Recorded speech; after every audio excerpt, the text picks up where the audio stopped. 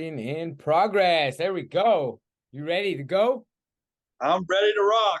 All right. Oh, I didn't even look at what number I pumped out a couple episodes. I know this is our seventh, but I'm our seventh time here on the mental breakthrough, and I think it's episode 33 maybe now. Who knows? But around there. That's all right. Wow, you remember? This is the seventh time we've spoken? Yeah. Wow. on a podcast. Of course, we've been talking. We've been friends forever. Talk. Yeah, we used to do it anyway. We'd be on 300-400 by now at least. Yeah, I like your shirt. Thanks.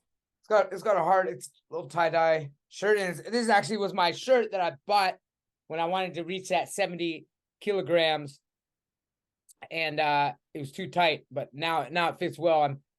I'm about 72 kilograms. When I got 70 was when I fasted for 3 days. I just wanted to hit it. But what's really nice is that it's like a memory. I'm able to just go back down off 1 day fast. I can get back to 70. So then I'd like to get where 70 is my higher. Right now 70 is my low. I'm 70 to 72. I'm gonna get it down from 68 to 70. That's what I'm looking for. So I haven't. Well, do you weigh yourself the same time every day? I weigh myself often, wrestler style. I weigh myself all throughout the day. Well, then, because that's what I mean. 70 to 72. There's a 2 kilogram variance. Yeah. Within a day. Yeah, in 1 day, 2 kilograms. Yeah, easy. Yeah, that's 4 to 5 pounds. Yeah. And during wrestling, it'd even be more than that. If you're playing with water, I don't play with water anymore, like the water weight, but you fluctuate, 5 kilograms easy if you're dehydrating and rehydrating, which I used to do a lot more of. I don't do that particularly. Let me turn off my, if you don't mind, absolutely, video. Yeah. Okay, but I'm just curious. This is for my own benefit. You said you would lose weight and gain weight. So when you would wrestle, you just had to meet the weight, and then for 24 hours before the match? No, MMA was like that, and that's why I liked my MMA fights. I would weigh in the night before, and I'd have 24 hours to rehydrate. No, in wrestling, you weigh in and you go, and especially me as a lighter weight, if you're doing a dual meet, I'm 119s. We have a 103, a 112 pounder, 119. I'm the third guy up. Sometimes we don't have a 103 or whatever. So we weigh in, and then I'm wrestling within an hour sometimes of that. So, and I'd be trying to rehydrate, and I would dehydrate myself for a week just because of the psychological, I liked seeing my weight down, but you can only lose so much water weight. And then I'm wrestling and training dehydrated the whole week because I don't want to drink water because you can gain, we'll go back to pounds, talking in pounds now. 3 or 4 pounds with it just rehydrating, after practice. There's 3 or 4 pounds in just seconds of drinking water. You can slam that much water when you're dehydrated, and I wouldn't want to do that. It wasn't until MMA, one of my boxing coaches from Santa Rosa, good old Rosendo Sanchez, he was like, what are you doing, man? And he kind of just broke it down. It's just just slam water all the way up until that was a little easier though. 24 hours before, that's when you cut the water weight. So I'd fight on this night. I'd weigh in 24 hours before. 24 hours before the weigh-in is when you start cutting water, because you can cut out all the water in 24 hours. Your body naturally will lose a lot of water, right? And so that way you're only thirsty for 24 hours and then you're doing saunas, running, sweating. You can pretty much dehydrate yourself to the extent that you wouldn't want to dehydrate yourself anymore in 24 hours. So there's no point in cutting that water weight out a week in advance. I did it in wrestling, and but it made me mentally stronger. Man, and like I said, that's why I talk about anybody who complains about hunger as just a bitch, because not having water is so much worse. I never that, but actually, yeah, I never. People say, "Oh, aren't you hungry when you don't eat? When you're thirsty, it's easy not to eat, though. That is one thing. It's kind of if something hurts, stomp on your toe. That whatever you were just thinking about doesn't hurt anymore because you just, it's so much stronger. So I would, that's how I would not eat though. That would help me not eat because I'd be dehydrated, and you're not thinking about food at all if you're Well, I thirsty. thought if you're hungry and you had some water, it would quench the hunger. I mean, maybe, but if you're thirsty, you won't even be hungry. So I see. If you're thirsty, you yeah, only be yeah, hungry. yeah. That's the other way around. That's cutting. That's like if you don't care about the water and you're just trying to that. But see, that's no. I would say no. I'd say I'm hungry. If I don't cut out the water, it's fasting is harder. I do sometimes cut out water in my fast. It's weird because it's worse than hunger, but at the same time, I'll just cut out everything. Sometimes I'll do a 24-hour fast, just no water, no food, and it's not as bad. And that's, but when I do that now, I'm like no work, no farming, meditating, real calm. So it's, I'm not losing that much water. So it's pretty easy to go 24 hours without water when you're not, you're only losing the water that's evaporating out of your skin when you're in. But in like the wrestling and MMA and stuff, we would, I mean, you're not drinking water, but you're losing tremendous amount of water, whether it's sauna or sweating, working out, plastic bag, running, jogging. So that's tough. That's tough, cutting out water and high endurance, high aerobic workouts. So Don't you feel weak though when you dehydrated? yeah, but I mean, in wrestling, I had to do it if I wanted to wrestle varsity. I had a badass Todd Gaylor was at 25s. I had to cut the weight I was here, and that's what's cool about wrestling is like there's no seniority. Every week there's dual matches for the starting position. You have one dual meet, and it's you Within the team, within within the the team. school. Yeah, and Todd Gaylor's badass who's a junior. I was a senior. I don't have seniority over him. We have a dual meet. He beats me. I got two choices. I can't go JV because I can't go junior varsity because I'm a senior. So it's like, don't wrestle, cut the Or weight. cut weight. So I didn't really have a choice. I mean, to beat him would have been a choice. He's an amazing. He actually helped me. He came in. He's golden. He's a national champion boxer too, and never boxed before. He went to UC Berkeley. He's a phenomenal guy. Just I got to get him on. He's really intelligent and really good athlete. He was benching like 300 something or almost 300, Wow. weighing 125. Like just crazy chest, but small. Just cut. But so anyway, so that's yeah. I didn't like cutting weight. I wouldn't have wanted. I wrestled 119s 3 years in a row.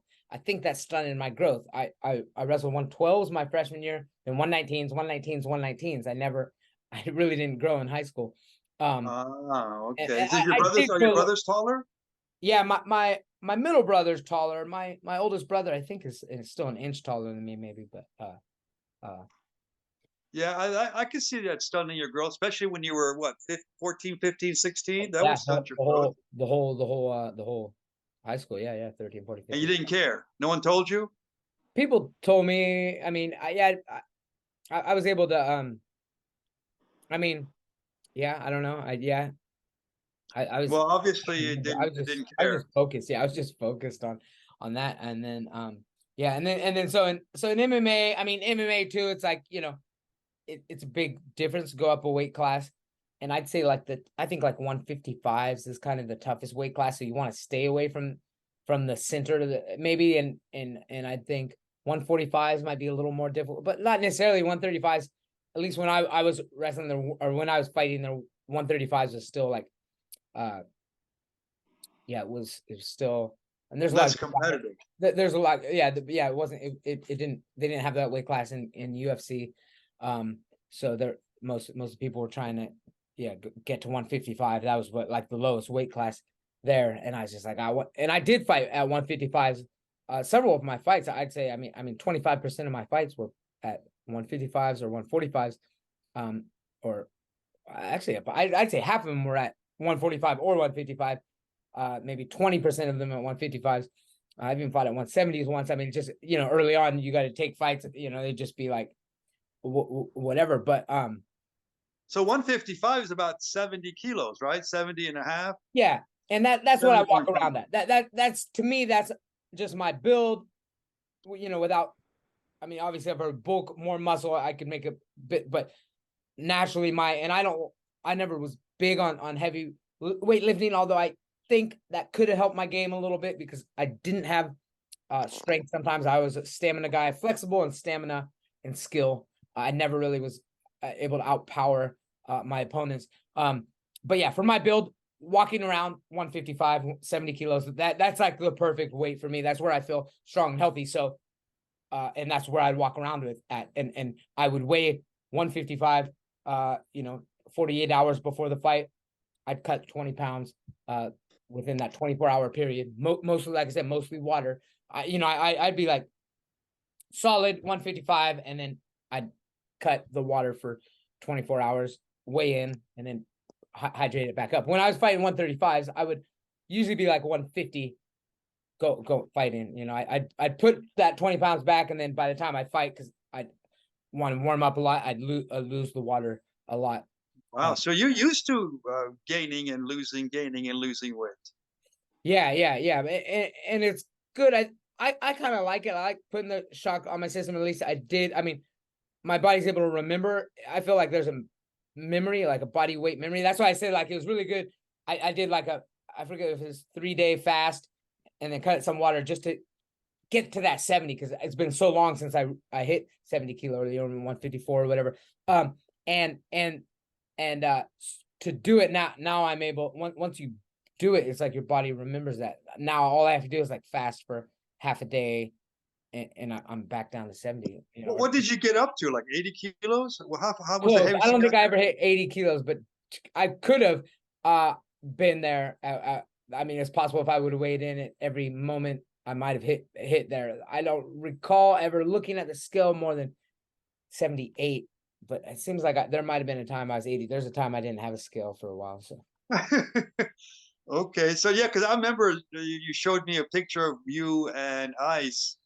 I guess before Chai, back in, I think you were Phuket, and yeah, then there's a picture of you and her holding Chaya, we're all and there's a marked difference in yeah, your we both of both your bodies built. yeah, we both put well, yeah, and that has a lot to do with it. When we moved on this land, we were actually both pretty skinny, and we were working a lot, and our neighbors noticed that they thought we were too skinny. And then yeah, when Ice is pregnant, when she was pregnant, she was eating a lot more, of course. So then I'm eating a lot more. So I gained a lot of weight during that time. And then she fed for 3 years. So she was eating more and keeping so that she kind of lost weight when she stopped breastfeeding, and so did I. So basically for 3 years when she was breastfeeding, she was eating more, and I was supporting it, you know what I mean? I mean, get all those nutrients, you know, and I think so. I think that, yeah. So she had bigger breasts and bigger body, and then everything shrunk down now that she stopped breastfeeding. So I mean, and then I stopped. It was easier for me too, because you know it's social. We're kind of social eaters. You know, we're both love to, you know, make food and prepare food. So if one of us prepares food, it's like, what are you gonna do? Not eat it with them? You know what I mean? So So but you're not a big foodie, or are you? I mean, do you like cooking and eating and recipes and not recipes. We just do it. We say we never, just like me on the dance floor. I never do the same move twice. I've never made the same meal twice. We've got we've got our styles, but there's no recipes. We do different things.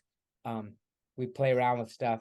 You know, it doesn't always turn out great, but it's always edible. We always eat it, and we compliment it when it's, and talk about it, you know, to kind of enhance our style. So we've got a really unique style.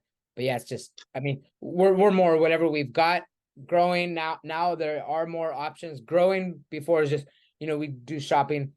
You know, just I didn't really think about what I was gonna make. I just would buy a big assortment of vegetables and mushrooms and stuff, and then during the week we just kind of put it together. so yeah. Oh, so you don't like think about what you're going to cook for dinner during lunchtime or anything like that? No, yeah, and we were eating, like, for those 3 years when she was breastfeeding, or during her pregnancy and breastfeeding, so it's 4 years total probably. yeah, we'd eat throughout the day. I mean, we never had specific meals, but now we're back on our like, one meal a day. It's usually around 3 p.m. Sometimes we'll eat, within an hour later or something. I like eating. Actually, it was your brother that said the yogis don't eat food that's been cooked for longer than an hour, and I really buy into that. Like I push it about 3 hours though. I don't like eating old food if it's like, I think it loses. Well, I mean, once you cook it, and you shouldn't even cook it too much in a lot of cases, but there are some things, especially like soups, where you boil it and all the nutrients go into the water, which I really love. Um, I I try to. I think it's good to fast. I think it's good to eat it. We just make one meal basically, and then if we don't finish it, like I had some soup, it's still actually there's still a little bit more. If it's still there, I'll just throw it out in the ground to compost. If there's any salt there or something, I won't put it in the compost, but I'll throw it in the ground. So you're down to just one meal a day now, you and Ice? Yeah, yeah. How's that working for you? I like it. I'm much more. I mean, um, yeah. That's it's natural. I mean, yeah.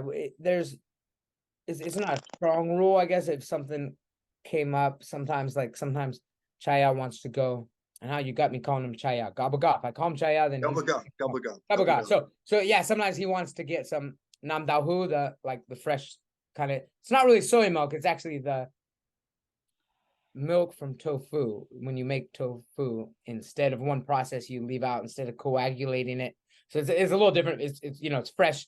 They put it in the bag, and they put all these like ginkgo biloba beans and Job's tears and barley and basil seeds. All these, it's like a weird thing. And then sometimes he wants that, and we'll go to 7-Eleven. There's a little stand that sells that in the evening, and then I'll get one of those too or something. So I'm not like a Nazi about it. I won't eat, but I generally, yeah, that's it. And then I'll have tea at night. Yeah. What kind of tea? I've got different ones. I've got lavender, chamomile at night. And then yeah, and Oh, then so these are tea bags you get. I get them from a big bag. I got a tea kettle with a metal screen. So You know, I loosely, tried the teas, but they make me hungry. Like I would just put cinnamon sticks, you know, Mhm. in the tea, just stir it with the stick itself for a Oh while yeah. and then take it out. But I found that they would make me really hungry. I even tried ginger, just cutting up ginger and putting it in the tea, and that also made me hungry. Make So you I like hungry the taste, but at night. yeah, at night, just anytime I I found don't know. it. Okay. I don't know. Lavender chamomile are my two night teas. I did just get, we went to Chinatown because that J Festival just ended, and there's one, we just wanted to check it out. They don't do the vegetarian festival, the J Festival, the vegetarian festival. Anyone listening here, that in Phuket, of course, it's very traditional. They do it's more than vegetarian. It's all aesthetic stuff where they're putting blades through their lips and climbing bladed ladders and walking across fire and all those weird things. They've got the whole thing. It's not big like that up here. They don't do any of that aestheticism or whatever, that part of that group of The festival? I don't know if it's Buddhist. I know No, no, it's it's Chinese. more Hindu. It's Chinese. more Hindu. Yeah, it's like a Chinese, one of the ethnic minorities that uh went to Phuket for a long time, and they're really big into all those kind of things. But we still have the vegetarian festival here. We went into Chinatown though, because just to see who was setting up booths. And then in Chinatown, there's this one place that sells that tea, the black fermented tea. I don't know if it's legit, but yeah, I got mine. It was from like 2002. It was like 500 baht for a brick. It's like a brick of black fermented tea. So I've been drinking that in the morning. In the morning, yeah, but I like that. It's good. That's some good shit right there. Okay, all right, okay. So what else is going on in your life, CD? Um, you know, um, we've got we've got an event coming up for Halloween. We did it last week, so we kind of combined some of the Western holidays together in a clump. Some just because Gabaga likes to he sees all the different festivals and stuff, and then so he likes Halloween. Halloween's fun, so we've set it up. But we also did at the same last year we did a Halloween. It's also when the rain has finally kind of stopped up here and it's cool, so we can camp. We camp out in our yard. We camp out on the land. We haven't done a real camping trip yet, but we're going to. It's kind of like a little prep camp on the land first. Make sure we got everything situated. If we don't, and we're right, we got electricity, everything we can, or grab stuff, kind of get us. It's kind of a way to organize us for a camping trip. Camp whatever we. Oh, well, I forgot that. Oh, I can just go in the house and get it, but that'll let us know. So we're camping. It's a combination, and then because we were camping, we did a barbecue, and we barbecued some like some veggie patty burgers that I kind of mixed it up. I'm actually doing this fake meat stuff, which I hate the fake meat that you get packaged because it's just processed. We stay away from processed stuff, but it's really hard to make. I've made some patties before, and I can grill them in a pan, but they just crumble, and I like them, but I want to do like a regular grill on the on a grill. So I just going ahead and getting these pre-patty mix that they grill real nice. So he made so he's made that connection: camping, Halloween. Now, of course, it's not in the trick or treat, but we hang up all these spooky ghosts and witches and cobwebs and some lights. So it's kind of our festival is it's all one. It's camping, Halloween, and we're camping out at night. So it's night, and we're trying. So you do kind of get scared, or I mean, tell some scary stories and stuff. So it kind of goes together, and then we're outside anyway, and we're practicing for our real camping trick. So barbecue is nice, trying to cook outside, trying not to use the kitchen, trying to do everything, prepare everything outside. So that's what we're setting that up, and we're gonna pick up Grandma. She's doing great. Actually, we just saw her on Monday. I mean, her condition, her memory is gone, but she's really, spiritually, I look at her as like, wow, she's living in the present, man. She thought, I just seen her the week before, but she doesn't know, so she has dementia, and she's present. Her conversations with me are great. I'm not like, it's not like she's not there. I mean, she's there. She's 100% there talking to her, but she doesn't know when I last saw her or where. And last time when I brought her back to my house, she forgot, wait, where do I live? Like, she didn't even know where she's staying now, because she's staying in this great resort, which specializes with what does she remember? It's really weird. She doesn't think about it too much. If I ask her, she has no. I try not to actually bring up past things, because it just she's just present, man. That's what I say. It's amazing. It's if she has to for some reason, or somebody brings something up, it kind of frustrates her. I can tell. But she must have some memory, because she doesn't act like a child. I mean, how old does she act like to you? I'd say a teenager. Interesting. Yeah, because she's got a boyfriend now. She's got like a boyfriend, and they wanted to. I met him one time, so they do these outings, because they're about an hour and a half from me. They're like a half hour above the city. I'm 1 hour below, and they take them out every week to like this different malls within Chiang Mai region, and we'll time it. We'll just go and meet with her once a week at there, and then she'll return back with them. So she's been coming with this guy. His name's Mike, and he's actually from Southern California, where she's from, and he's also the same way. I didn't know. It took me a while to see. Like, he doesn't know if he's met me or not. Sometimes he's really shy. He feels like he's meeting her father, I feel like, and she even mentioned like that sometimes. And yeah, like he's kind of nervous of me. He's nervous of me because and his kids, he's got an ex-wife in Italy or something. And maybe he's got some kids somewhere. Like, he doesn't have any family living here, but yeah, every time he, I try to just walk right up and give him a hug just to break the ice because he, just to make him feel comfortable a little. It makes him feel a little uncomfortable, but then he realized that's the thing. That's what this condition is really amazing, because like part of it is just like, think about it. Like if your memory just like erased every 4 minutes or whatever it is, and it is weird because they will remember some things, but without getting aside from that, just like they're in this constant state of just like trying to figure shit out. So she's in a really good place because they cater to that, and she doesn't need to like plan things. Like it wouldn't, if you were in a position where you had to like plan things, she takes notes. She's always been a note taker her whole life, and she tries to keep her notes organized, and that all those things confuse her. But anyway, so with this guy, like if I just walk up and give him a hug, then it breaks the ice. It makes him realize like, okay, it kind of sets the mood, and then it'll like it'll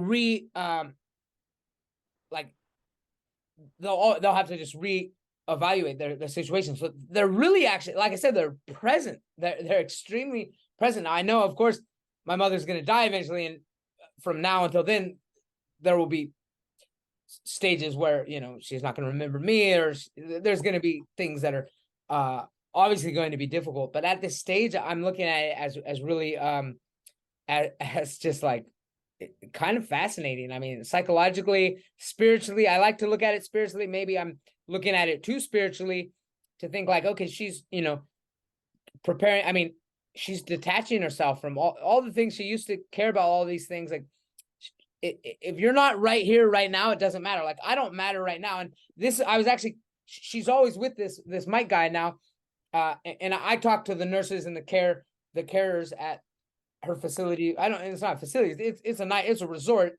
Like it was the guy that did it. His mother had dementia, and he bought a resort, an English guy, and converted it. So they each have their own rooms and everything, and they just kind of wander around.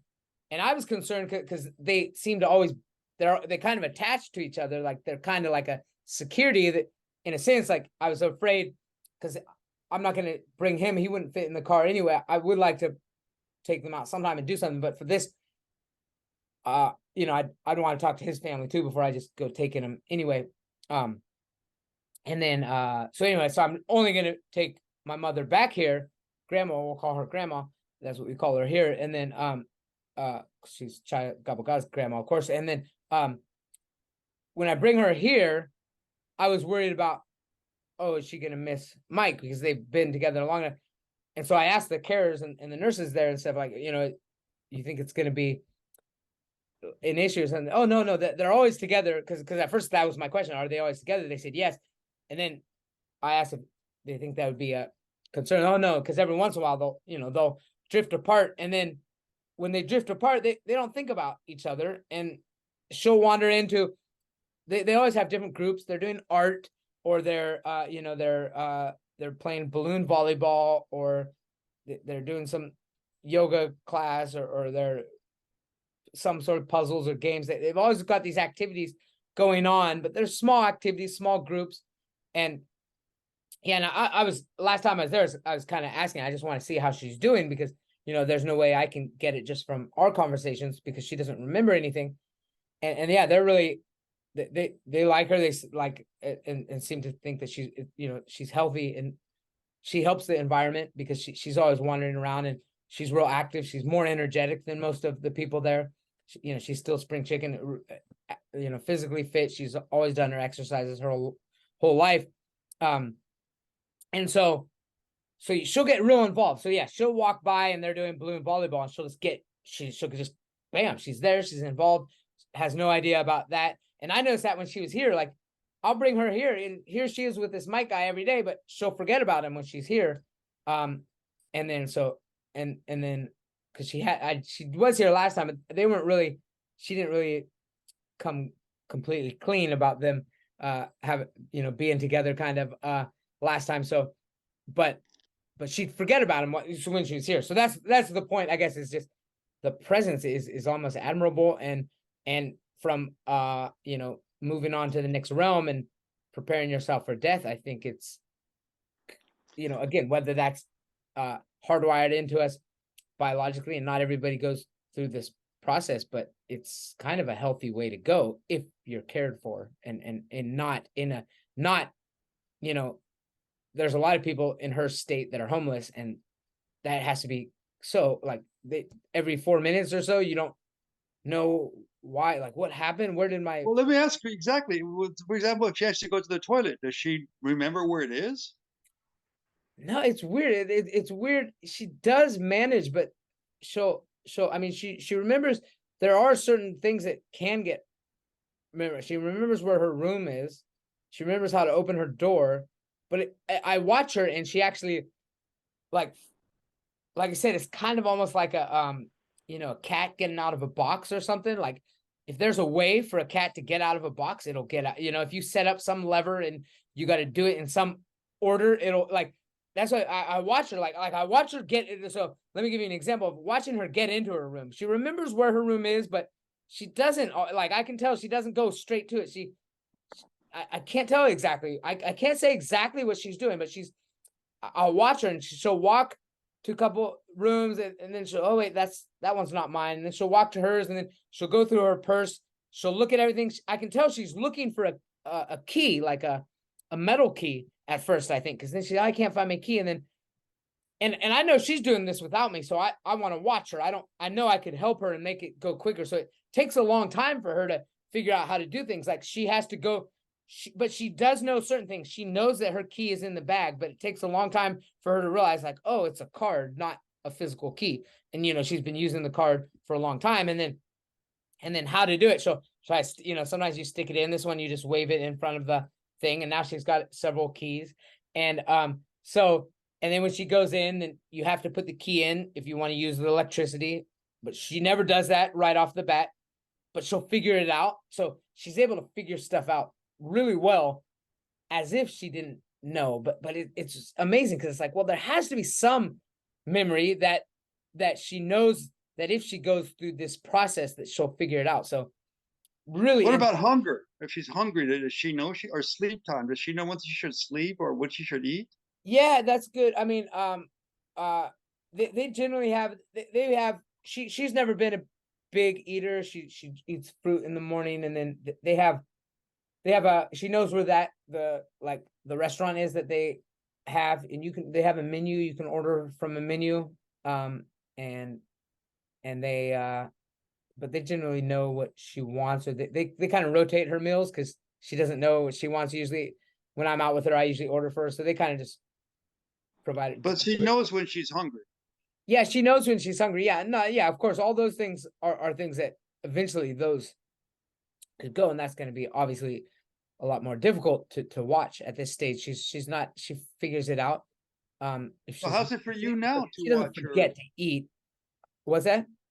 So how does it make you feel to see her? Because I remember your mother from, I think, well, I guess it was in Phuket the last one. Yeah. She had all Oh her no, you saw, yeah, the first time you saw her, I remember, yeah, it was a convention thing. We were setting up some thing at PSU. Yeah, I met her twice, I think, in Phuket, and both times I think it was twice in Phuket. Probably a couple times. Then for my birthday dinner one time you came over, but then you met her Yeah. up here, actually. That was like on her, that was before the pandemic. I definitely think the pandemic triggered it when she was stuck in the Philippines in the small room. They didn't let her go out. She's a walker. She likes to walk. She likes to exercise. She likes to go out. She was in the small room. Luckily, in a village, she was staying with her granddaughter. My brother's has a daughter there. He's living with them now. And then, but she was like at one of their houses, just really small trap. They didn't let her walk out. She could go out in this little porch area to get a little fresh air, and like she'd pace back and forth. It was definitely taxing. So, but at the same time, I did notice a couple little weird things. She was asking the same questions a lot when she was here, and that was when you saw her. That was when you stayed down at that hotel down at the end of the road, and you were with her when she left. Yes. That was the last time you saw her, and she was pretty much her, maybe a little dingy in some things, but I didn't really. Looking back, I'm able to identify that. Yeah, she kept asking how many times we give Chaya a bath. He was Chaya at that time, or something. Or she's asking questions. Oh, about?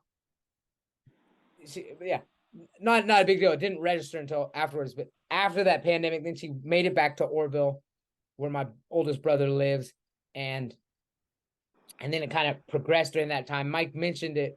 That's a different Mike. That's my oldest brother. That's why it's funny that her boyfriend is the name of my oldest brother. But anyway, so Mike, my older brother, is saying that he mentioned some things to me, but I didn't actually realize how serious it was until she came here. I realized, oh wow, her condition, and I think it's worsened from the aspect of her memory has shortened. Before, when she was living with me here, when she first moved here, it was a couple hours. Now, like I said, I don't know if it's 4 minutes, but it's not.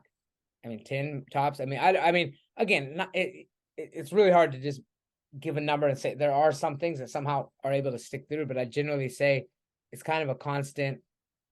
And so I just think about it. I mean, I just think about it right now. Like if I just dropped her off somewhere in the middle of nowhere or something, it would be a really torturous life. I mean, you could do it, like, you know what I mean? Like, and it's so sad to think about this happens to people. I mean,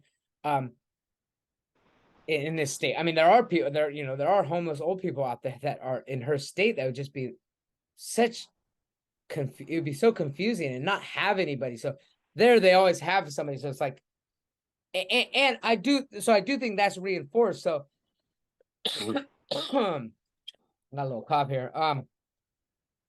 But she has no worries or yeah, exactly. So or anxieties. Yeah, exactly. So I mean, if you took that away, it could get it could be terrible to have her stay in mind. But if you're in a safe place where you're comfortable and you've got people, like, she never waits too long. I mean, she never goes too long with wondering what's going on. There's always something, and there are enough places. And it was good that she visited that place several times before moving there officially, so like she's comfortable there.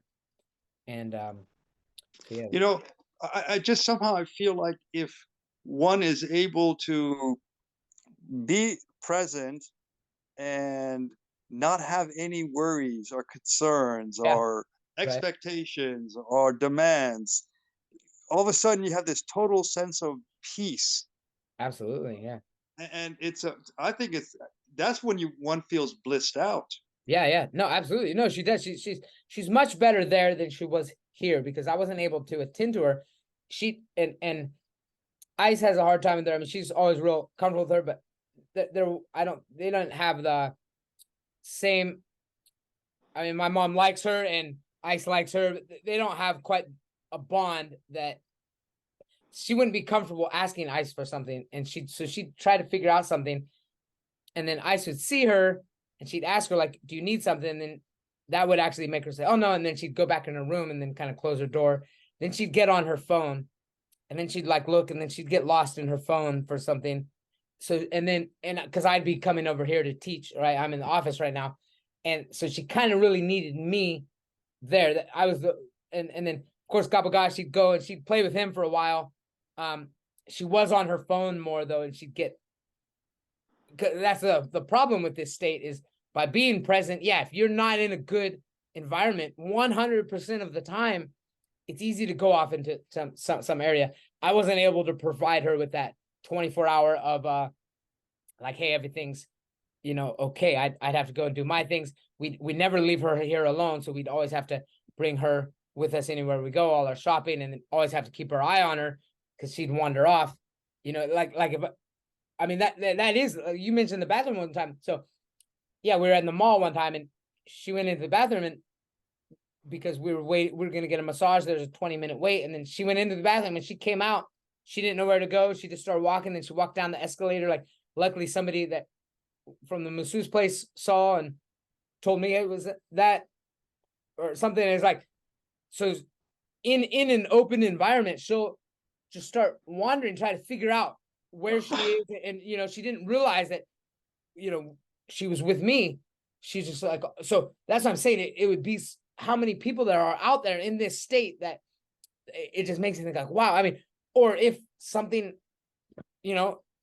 happened, I don't know, like, I can't help it, with all these wars and stuff, things happening. I mean, there are these things. I mean, something could happen where all of a sudden, yeah, that she just wanders off or something, and I'm unable to get to her or something. If I was unable to get to her, roads or blocks or something, and she's just wandering around, I mean, she'd have, you know, at first, because she's been in this state of bliss for so long, it would be okay. And she's like, oh, you know, everything's okay. But eventually it's going to be cold, and she's going to be cold and wet and hungry and confused. You know, it would be real. It could just, your bliss could turn into hell so quickly. And that is a fear of mine that, I mean, as long as she's in this good environment, it's blissful. But yeah, what would happen in different scenarios? And this goes on at the same time, even though I'm just seeing this, I almost would like to be in that state if I can prepare for an environment that is like that. And for me, I'd like to not need the carers, and just have this land that, because I'm living in this land, and it is going to be like self-sustaining, that I'll remember what to do. It's going to be it's going to be wired into my brain because I'm doing it for so long. By the time I get to that stage, my land is going to be like that. It's just going to be this place I just walk around, you know, grab fruit, sit down, meditate. Oh, what was I doing? And walk over here. I'm actually trying to create a place where I could be in that state and be at bliss and not need the cares. But if you don't prepare for that much, you know, way in advance, you would need the cares, which works, you know, if that's, but for my method is different. Yeah. So I mean, well, I think as long as we have our faculties, our brain, you know, who was it that said that I think was it Plato that said that the greatest thing, I'm paraphrasing him, the greatest thing we could do is to conquer ourselves. Oh yeah, and yeah, the worst definitely. thing we could do is to be conquered by ourselves. Mm-hmm. Yeah. So we still have our faculties. For most people, they're still being conquered by their mind. You know, even though they have wealth and they have servants and they have everything going for them and they feel safe and secure, they still haven't conquered their mind. So they still get upset, they still get angry, they still have to get anxious, they still worry about their health or their relationships or whatever. They haven't overcome that. So I think it's possible, if we conquer ourselves, that we could still be totally intact with our faculties, you know, just be as sharp as ever and still be blissed out. Of course, that's the ultimate, you know, desire for all of us, if we can get there. Mm-hmm. Is that what you're referring to? Or are you referring to you be like, you know, losing your memory but still, but not having to worry because you're on your land? I lost Yeah, you. yeah. That yeah, that I mean, losing my memory, but being able, but knowing, like knowing I'll lose my short-term memory, but I'll have such a connection to my land and how to live on my land that I'll know what to do. And yeah, I won't, I'll be okay. Like, I'm preparing myself. I won't ever feel like confused or terrified about what's going on. I'll actually, and watching this and watching my grandma go through the same thing and watching my mom take care of her. And of course, my dad, there's no cognitive decline. He just went all the way until he died. Really, I mean, for like last, yeah, really. So I mean, I don't think that's necessarily like I'm gonna be that, but I'd like to prepare for that. I don't want to put Gabaga in a situation where he has to worry too much about me, but he probably would kind of check on me if I were in that state. But I just want to create a land that I can. That's one possibility that I might, if I didn't have my, we'll call it memory formation, right? That I'll have memory of my land and what to do on my land and how to live off my land. That will How much be have you learned about Alzheimer's, by the way? a lot. I mean, you know, but it's, you know, it's different. It's more anecdotal. I like listening to other people's you know, stories. I mean, I don't like breaking it down for like medical. I don't look at it from like a medical perspective. I look at it as a. Are there any are there things we can do to either prevent it or for retard the onset, or I don't know what causes it. I'm not sure if they know what causes it. No, there's one of many. I think it's a better way to go. I rather that than physical. I want to be physically strong. Again, I can't guarantee for anything. Obviously, something could happen. That would actually put a bigger damper on it if I wasn't able to move on my land. I'm expecting. I think it would take an accident to hurt me physically. I take care of my body and stretches and stuff. I don't see anything there, but obviously there are certain diseases that can attack your nervous system, and I couldn't walk. That would be a much worse situation for me here, because part of what I'm creating here is somewhere where I can just wander around. I wanted to create this wonderland. So that didn't really answer the question as far as what we can do. I mean, healthy stuff. I mean, well, see, one of the things I don't know. I've there's lots of things. I think it's complicated. I actually think is to some degree a natural process, and something has to shut down. I mean, you can either go to the end and just die. So, there's gonna be organ failure, or but if there's not, if your body's in physically good shape, then your brain might be the one to go. So I mean that's what it is. I mean, she's in physically good health.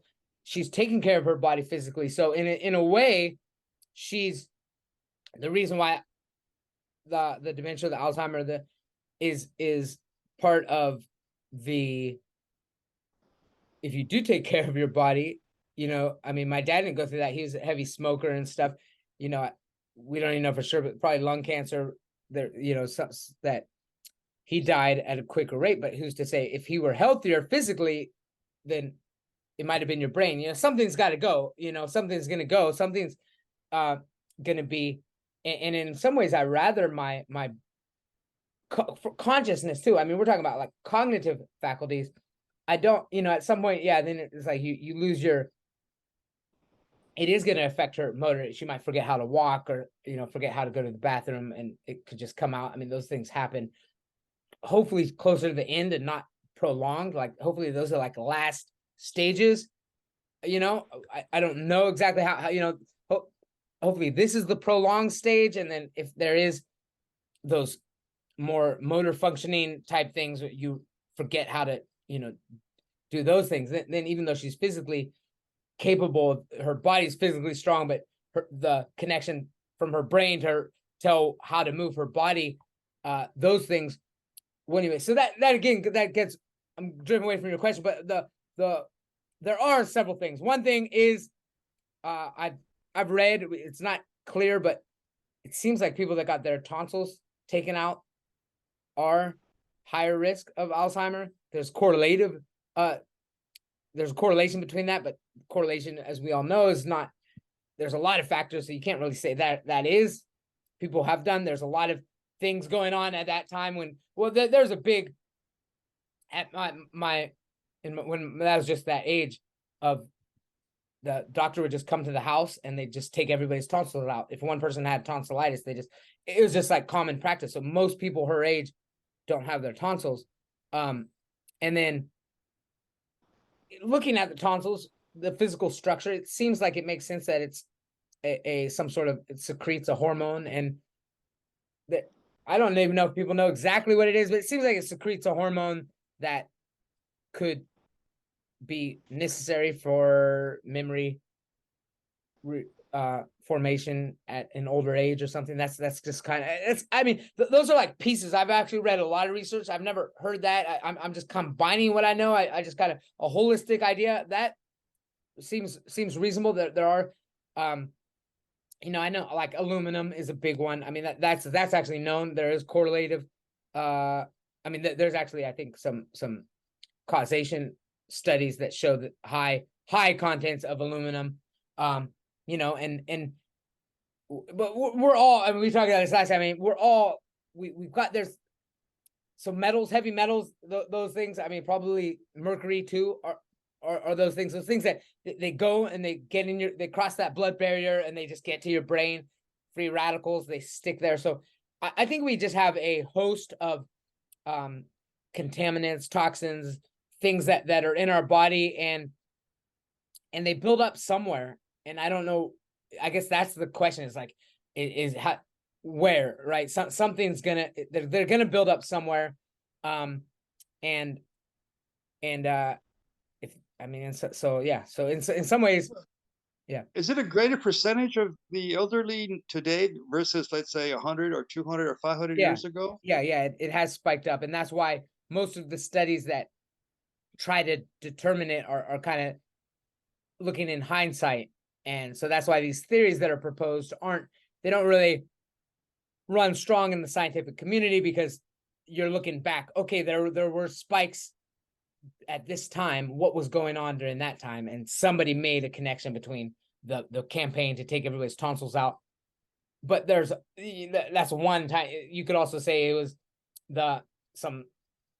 something in food production, the way food was produced. There were I've heard other things, and it could be a combination of all those things.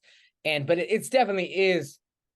Is this worldwide? This is it just America, or The percentage of people with Alzheimer's?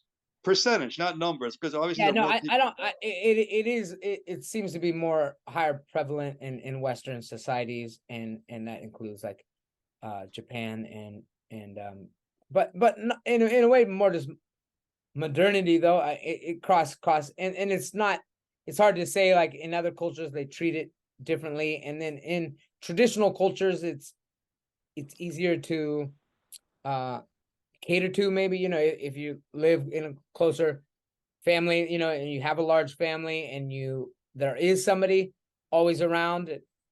It's not, they might not identify it, so it might not be it might be underdiagnosed, but generally, more, there is a higher rate in In the West. industrialized. I'll say industrialized society. In China too, yeah, actually, it's not. So you made your Not Western peace culture or anything. with your mother's Alzheimer's, with her condition.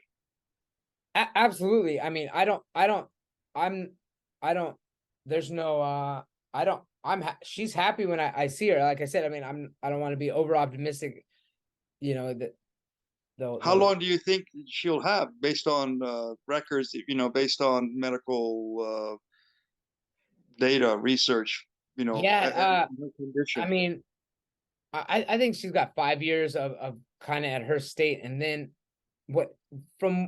again, most of I'm not big on the way I've studied is more anecdotal stories. I've just listened to other stories, personal stories. So those aren't, I can't say it like as a whole, but it unfortunately something usually triggers, well, just like her, that COVID lockdown, which, I mean, for her, that was so traumatic. I mean, so devastating. That situation, that was like a trigger. That was a psychological trigger that set it off.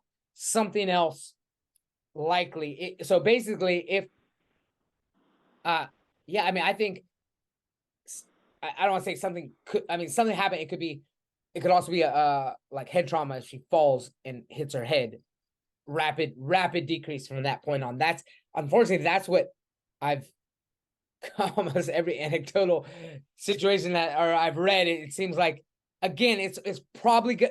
I mean, because she's quick, she jumps up quickly. I mean, she moves like, I mean, she moves so like a teenager. Yeah. Okay. and unfortunately, yeah, she's real jumpy, and but at some point that, yeah, her brain's gonna, that connection of, even her body's physically able to do it, that there's gonna be a slow trigger. She's gonna forget to put her foot down or something. She's gonna hit her head, and then that could, it could change, and that could happen today, and then there'd be a rapid decline at her stage right now. I mean, I'd look at it, and ask me again, if nothing like that happened, I'd see her be in similar position in 5 years. But I mean, Is there a classification? I see her living to 100 if I mean, you know, but unfortunately there it seems like in almost every case that I've studied is that there is some sort of something happens that causes the rapid decline.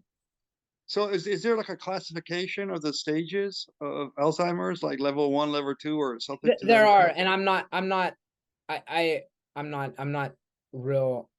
I've read about it. I mean, I've studied. I don't like those models so much. They're so, when it gets down to it, when you read them, they're so, the experiences that people have are so diverse. Trying to put them, I like it. I understand the, you know, to treat somebody, it's good to have some sort of starting point, but you know, you got to look at each individual, and I just look at it. I mean, in short, yeah, she's still early onset, but definitely dementia. I mean, there's different stages. Oh, She's you would say past, she's early?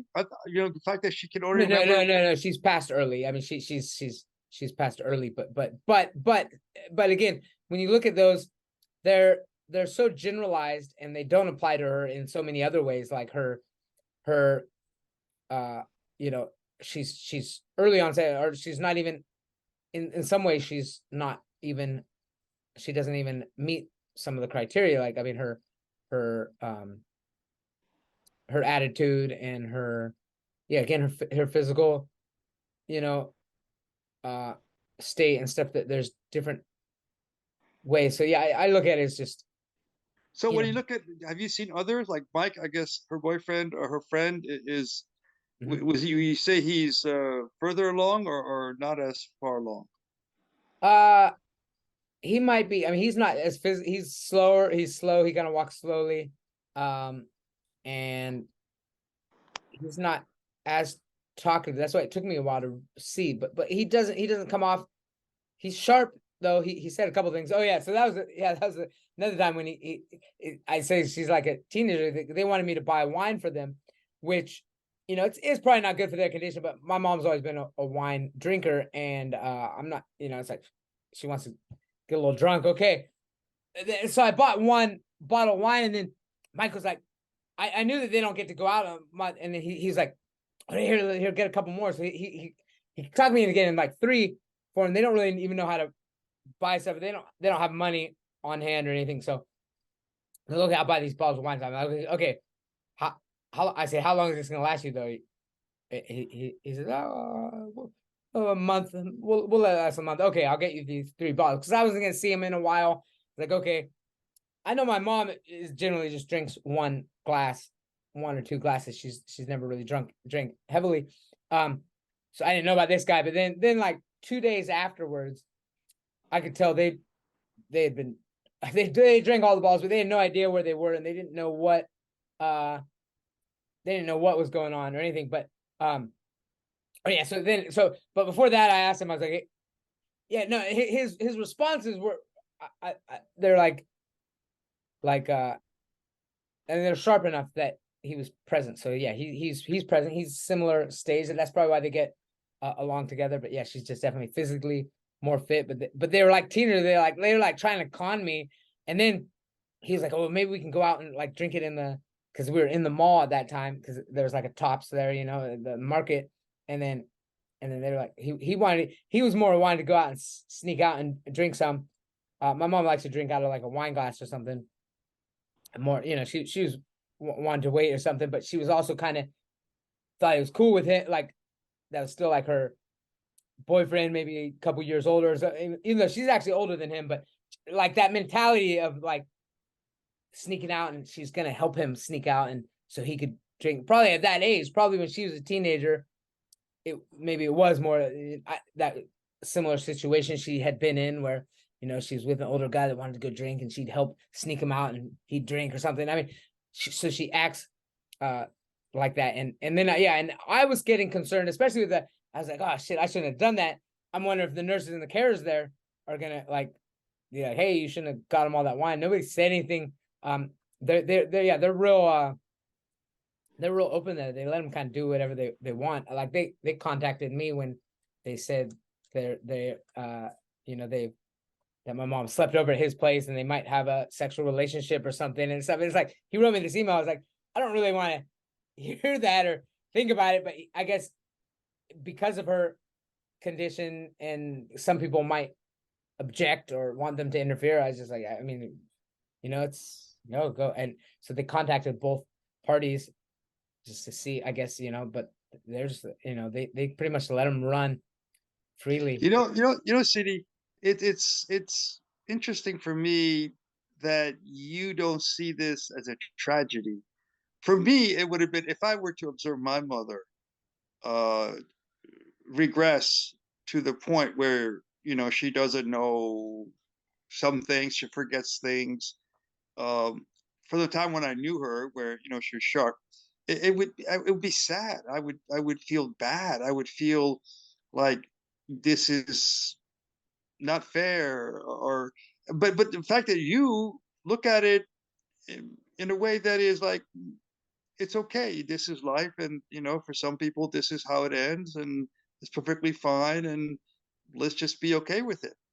For me, it would have been more difficult to take, but I don't see that in you. Is that right? You don't feel like?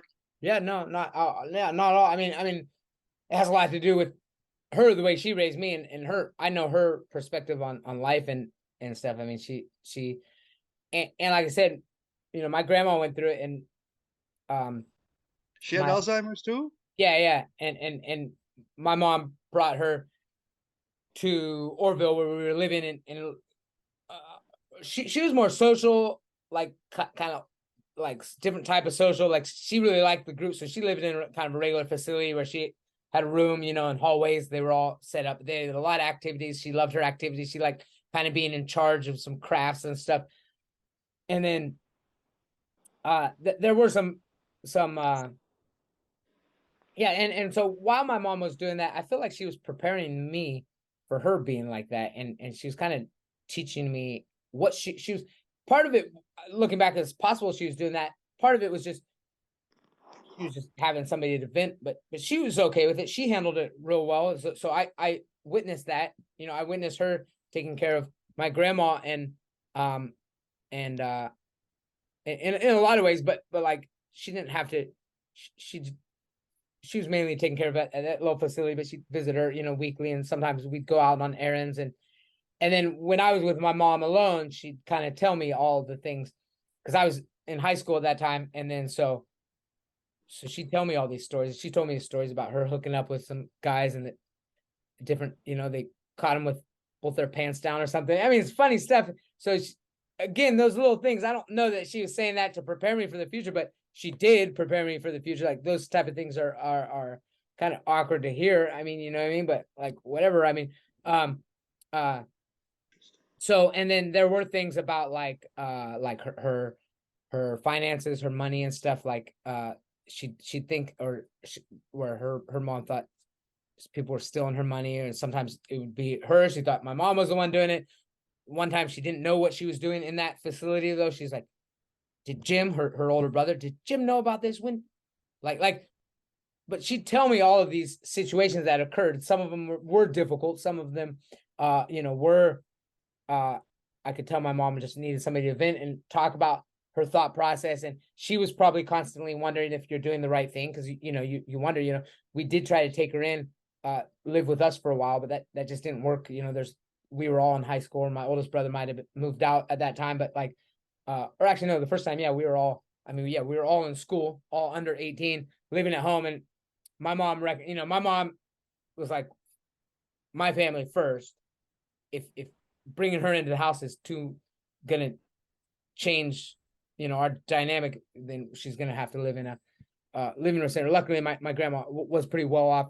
Her husband was like a detective in LA, like head chief or something. So she had a good pension that could provide for her living facility. So it was an easy deal. Put her in somewhere close by, though, that she could check on her, and that was much better for her. And that was the same thing that I experienced with my mom. Again, my dad having worked all his life, that my mom didn't have a pension, but in Thailand, just her Social Security is enough to pay for her place there. So again, I had to go through all those processes. Is this the right thing? There's an aspect of me is like, am I sending her off?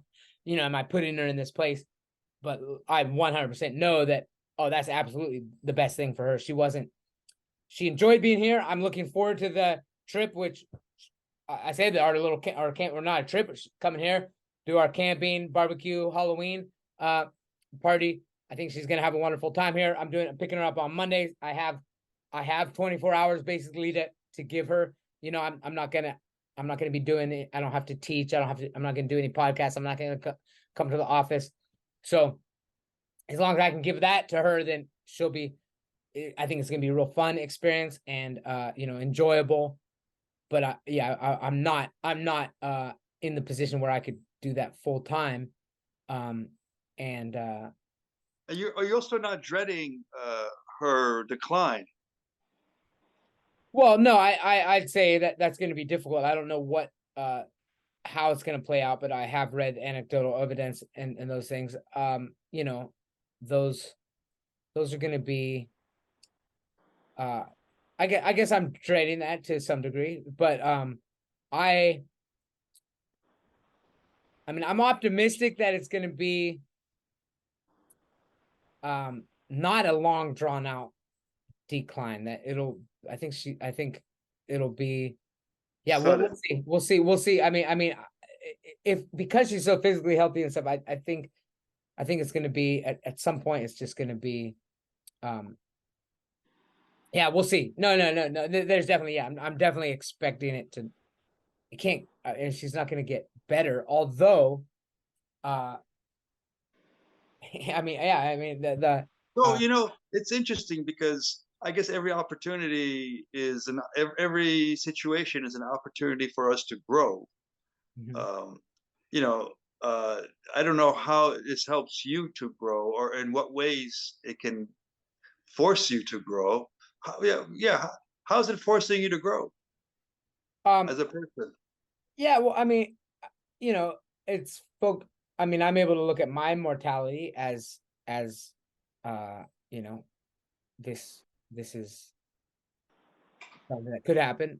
So like I said, it's focusing me on, and I already had this idea. I mean, it's funny, everything's coming together. I mean, this was already kind of in line with my research before I was even put into this situation. So I'm already was thinking about, I want to prepare for death. So it's, I mean, yeah, it complements my fascination with death and, my research and my, it seems such an important experience in life. I mean, I look at it as it's kind of the purpose of life. I mean, the purpose of life is to, procreate, make some more life. So they go through it, but it's also is death in a sense. I mean, it's like how you leave is, like looking at it from a reincarnation perspective, but also is just even if it's the eternal blackness and nothing continues, or it's still like that it's still a final moment, whether that final moment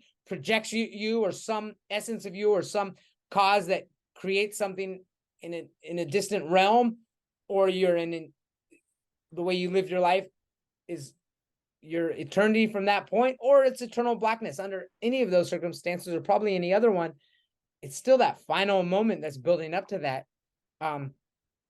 It is important. So again, yeah, that's I guess the fear is that those final moments that she has 5 years of like great this time, and then in her final moments, that would be my fear that I'm dreading, is that I'm pretty confident. I'm confident that she'll be able to go with just like detach everything. I think she'll be completely like, and that's how my grandma was. Like, eventually she'll forget me. That will be hard, but that's not going to be, I'm not dreading that. I'm not dreading her not remembering me.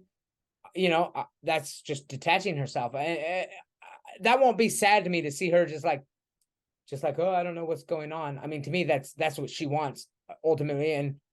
And that would be that I'm okay with that. But let me tie. We do have our listener Ross who mentioned, and this kind of goes on to something. And one quote he liked that you said was that we all want to become something great. We just aren't all given the opportunity. And that kind of ties into that question. I mean, there's truth to that, but then at the same time, it's like it's the challenges that are the opportunities, and from That's true. I like that. so it's like we do. I mean, so I guess some people are given a silver spoon. We can accept that. There are some people who have it easy, but a lot of people who have it easy, and maybe even the majority of people who have it easy, actually don't do shit with it, don't become anything. And then like looking at, and that even carries on to society sometimes. A lot of the a lot of the greats come from these hardship positions. So yeah. So what he said was, that we are great.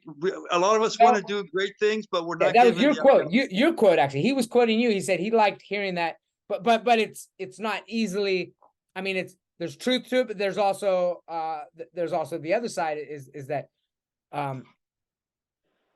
which is also what you just said, was that those challenges are opportunities. So is it fair to say we all want to become something great? So yeah, your quote, I think exact quote, because I wrote it down right here. We all want to become something great. We just aren't all given the opportunity.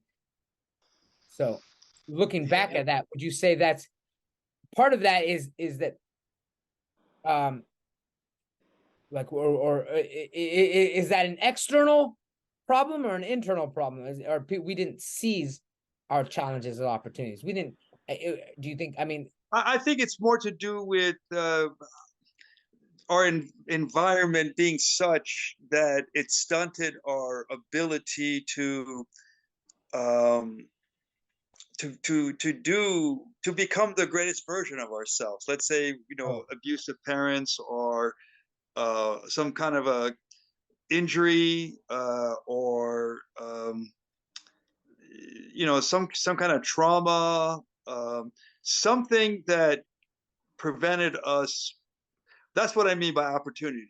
We're not given the opportunity. But you're right, though. I think if those things don't happen to us, if we're not physically abused or sexually abused, or somehow traumatized, so that then we can become the greatest version of ourselves, then I think the challenges are probably our best opportunities.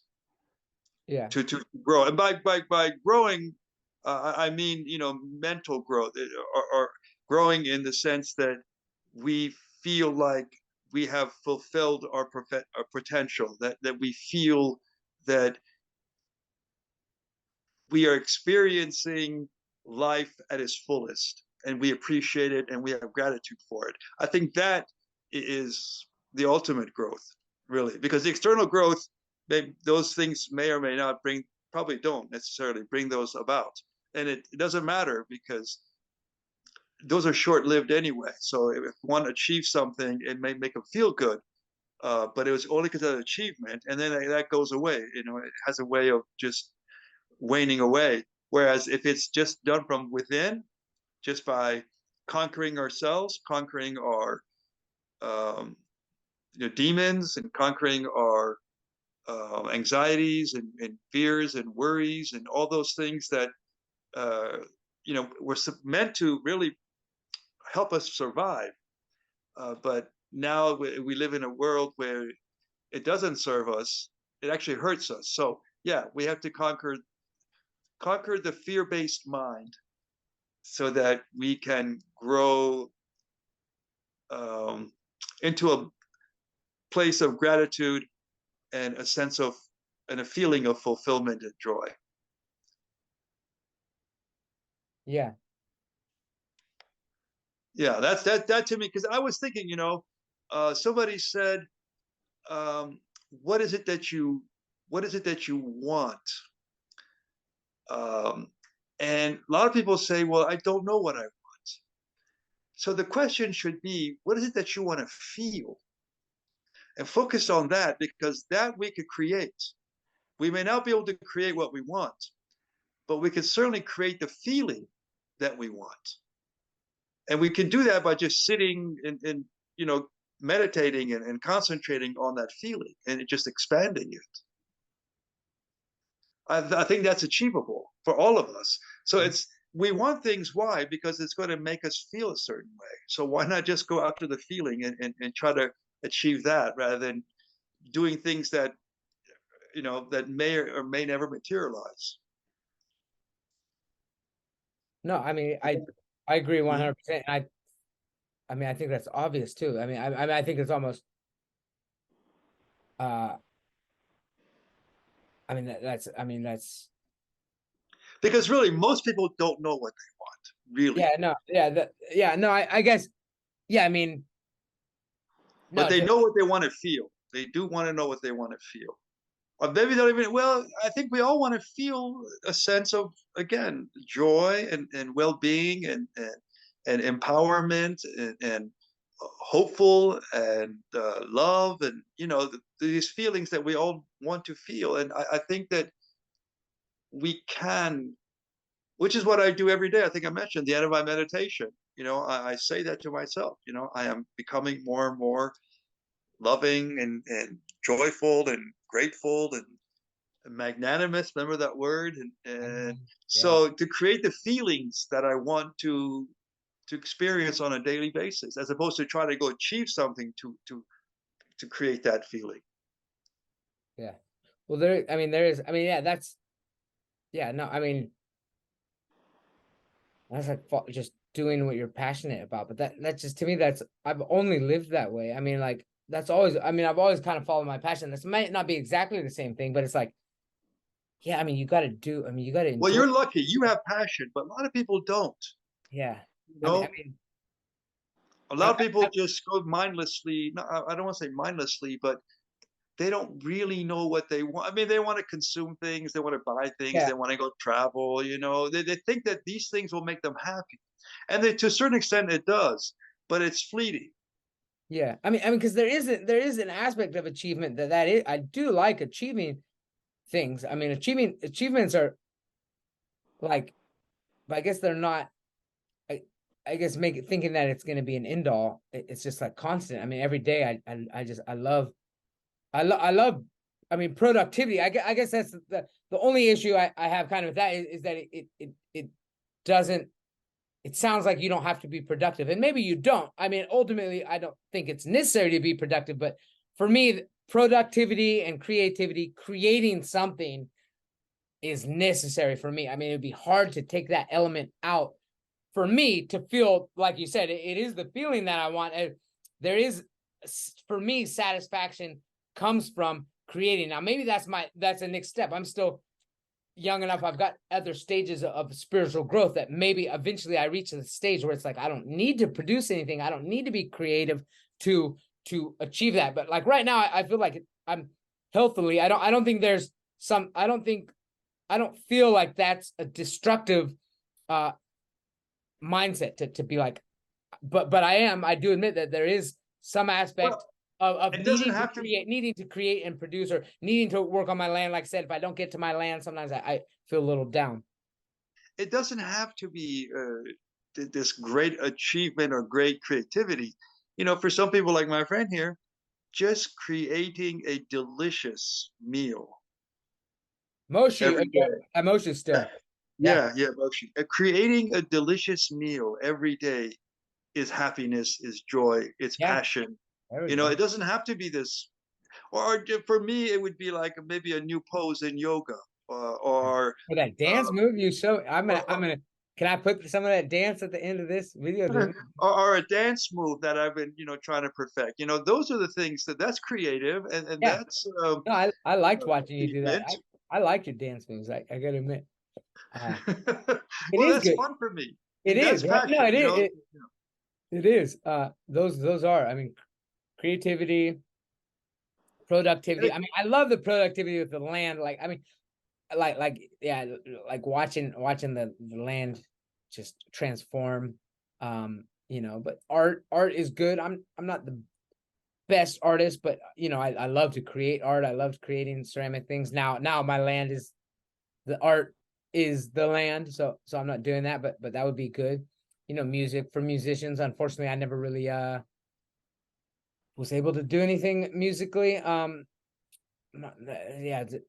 But that would be something for sure. Well, you got the land, Yeah. that's your Yeah. So yeah, that's where it's you create. different for everybody, but I guess I'm not. I guess that feeling idea. I mean, that is kind of like maybe ultimately I don't need anything. I can just sit there and be in that state.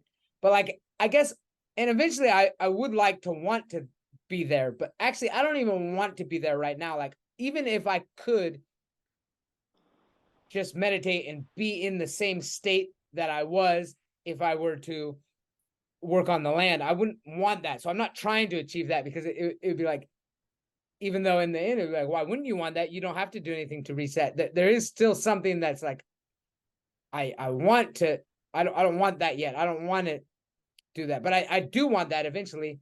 Like I said, when my land is like, where there's just very little things where I just kind of walk around in a Zen-like manner and, trim back some things and stuff. But for the most part, it's all kind of, growing. Well, probably always need some maintenance, but I'll probably let certain areas go more wild when I'm in my old age. But like, So when you're I working on would your like to. farm, you What? don't see it as meditation when you're working on your farm. I mean, in a way, it is a Oh no, form it of is. It is. moving meditation. It is. Yeah, it is moving meditation. No, it is moving meditation. I guess eventually, like I said, yeah, was that you I was talking to where I just have like I just like come to a conclusion and I was like, whoa, I didn't even know I was thinking for the last couple hours or something. I just and that actually and Ross who's listening to this, he because I like, it is a good chance to catch up on some podcasts when I'm working on my land if I'm not doing something that's too strenuous that I can pop on my thing.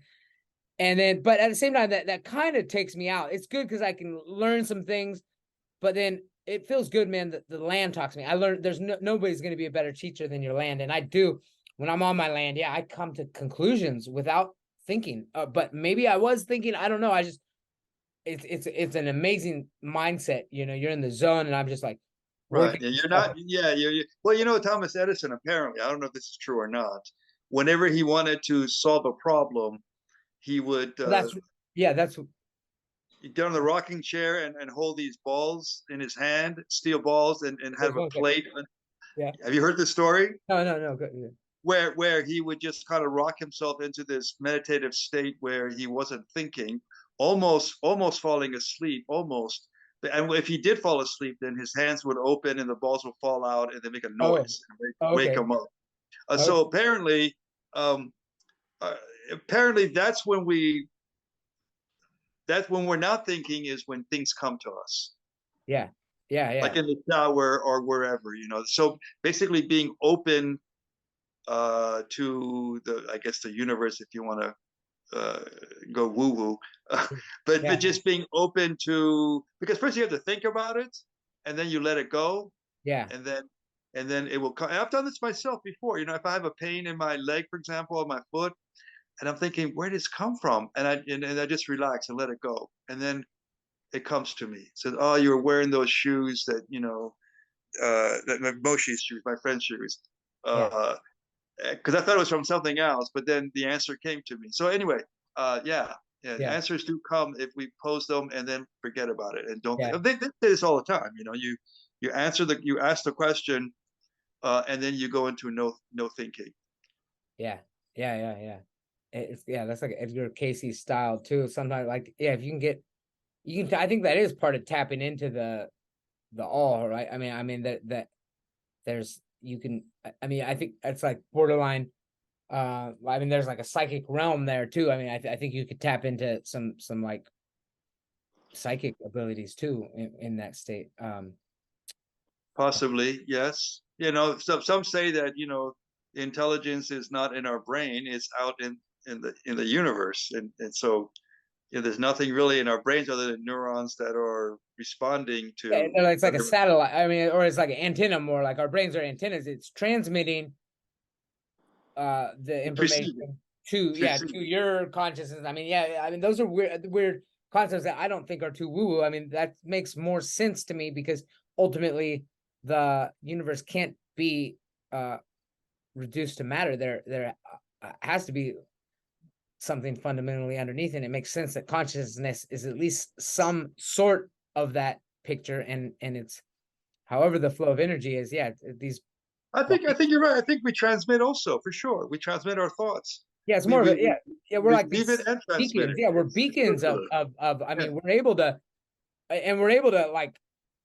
I mean, we're very our brains are valuable, but whatever they do, they're able to process large quantities of information and then send it back out. So yeah, it's coming in and out, but yeah, it's not like bordered. Yeah, there's no way there's like our experience and our thoughts and our emotions and our consciousness are contained within our physical body.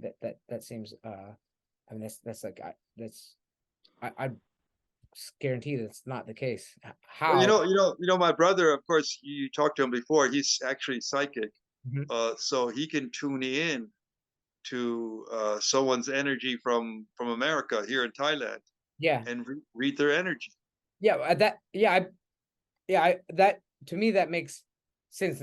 Time and space are irrelevant. So also I imagine in time it could go. I mean, there is no time and distance. That's kind of our realm. That's material. To me, the material is equal to space and time.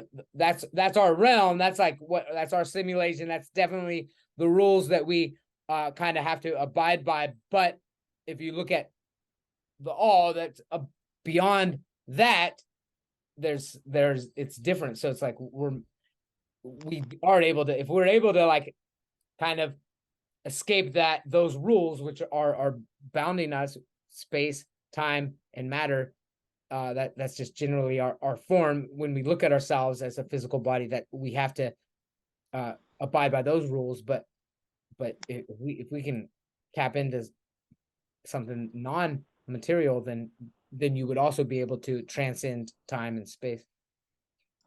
Well, CD, I don't want to take up too many of your time. Okay, yeah. Well, good, great, good one. I think we had a good discussion today, but stayed Hey CD. right. Hey Moshe. How you doing, man? Good, you? Yeah, good to see you. Good to see you. I can't see you, but Very nice to see hey, yeah. Hey. Right. Yeah, things are good. What did you guys talk about today?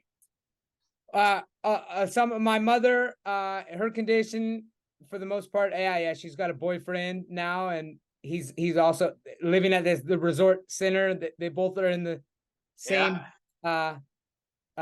state situation.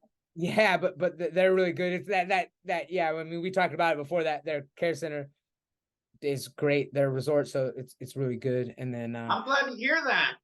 I know someone that was in that place. Yeah. And it was before COVID when they were having the problems with the visas. Yeah. And so they actually moved their mother to the Philippines. Okay. Because of the visa problems right before COVID started. Yeah. But her name's Deanna. She lives in Kanom, which is down by Chiang Mai. Sorry. Pink Dolphins. Kanom. Pink Dolphins. Yeah, he knows. Pink Dolphins. Yeah. But she would fly up to Chiang Mai to see her mother up there. A couple times, maybe a couple times a year, every 6 months, go see her mom. And but now she has to do that in the Philippines. But I guess from down there, it's not such a big deal. Yeah, just a different country. Yeah, it's not that far. The flight's not far, but the visa. The distance is. Yeah, everything. Okay, cool, man. All right. Yeah. You made some delicious food. You made some delicious food today? Ooh. Yeah, I bet. Ooh. No, not today. No. But maybe we did get a piece of salmon today, so maybe we'll have that tomorrow. Grill that sucker up. Yeah. He's making pickles. He bought some organic pickles. You're making pickles, cucumbers or other things. Yeah. Look, 1 second. He wants to make his own pickles. Pickle the pickles. No. Cucumbers. He bought cucumbers and he's going to pickle them. Yeah. Okay. Yeah. Nice. Pickles are kind of expensive here, so it's all imported. It's what you got. Yeah, my New York Jewish deli dill pickle. Oh, nice. Look at the size of these suckers. Yeah. Huh? Garlic and dill. Okay. All right. Nice. Yeah. Dill. He saw dill. the dill. I put dill in. Yes. Yeah. It's not pickled. It's fermented. Okay. Yeah, there. So in no salt salt water, or no vinegar, salt. Okay. Oh, salt. Okay. Okay. That. Okay. Yeah. Yeah. Right. Okay. Okay. This sucker is heavy, man. Oh yeah. Ooh, I love those homemade pickles. Man, those are delicious. Yeah, yeah. Well, I'll let you know how they taste in about 3-4 days or 5 days, whenever it's ready. Yeah. Excellent. Okay, CD. All right. Love you. Peace Love out. you too, man. Yeah. Thanks. See you next time. Okay. Bye. Aloha. All right. Nice shirt.